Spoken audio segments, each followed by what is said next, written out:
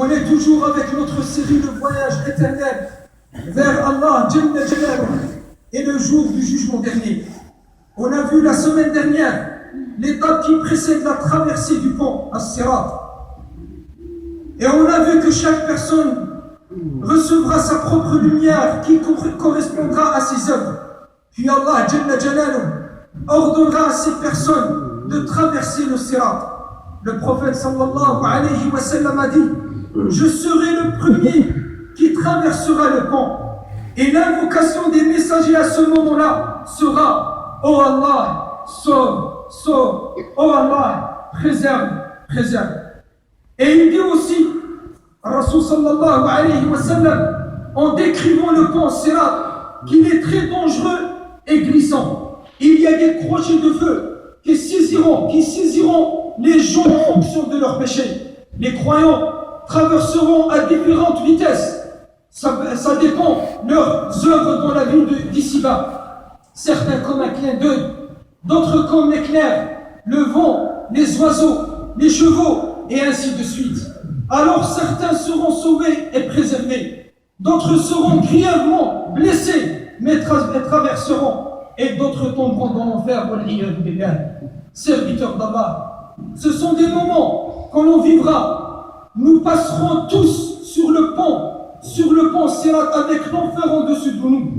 Mais personne parmi nous ne sait s'il traversera le pont. Et le Coran nous a raconté une partie de ce qui passera,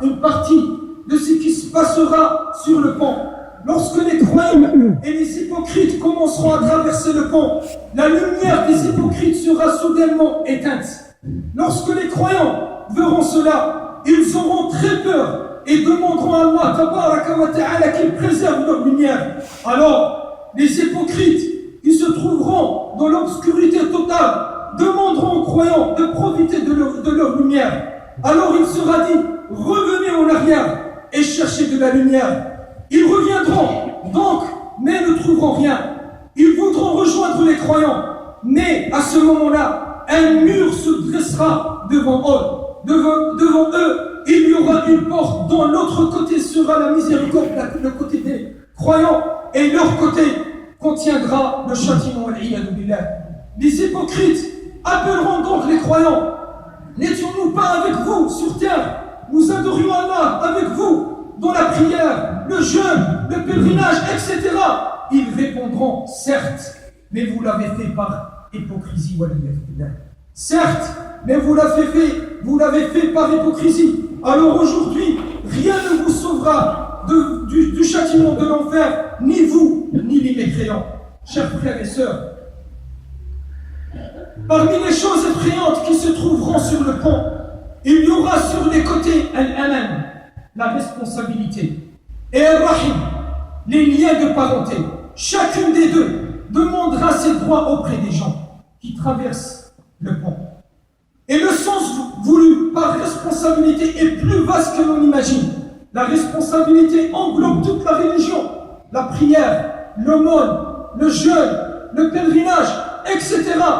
Ton corps est une responsabilité. Ton argent, ton travail, la famille, ta famille, ton savoir, mais aussi, je précise, mais aussi la vie des gens avec lesquels nous vivons, qu'ils soient musulmans ou non.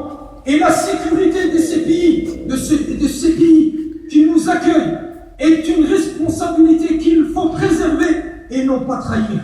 Et concernant les liens de parenté, notre prophète sallallahu alayhi wa sallam a dit qu'Allah a parlé avec les liens de parenté et lui a dit: celui qui te lie, je le lierai, et celui qui te rompt, je le romprai. Et Allah est le plus savant. Wallahu a'lam. نسأل الله تبارك وتعالى أن يثبتنا على الصراط.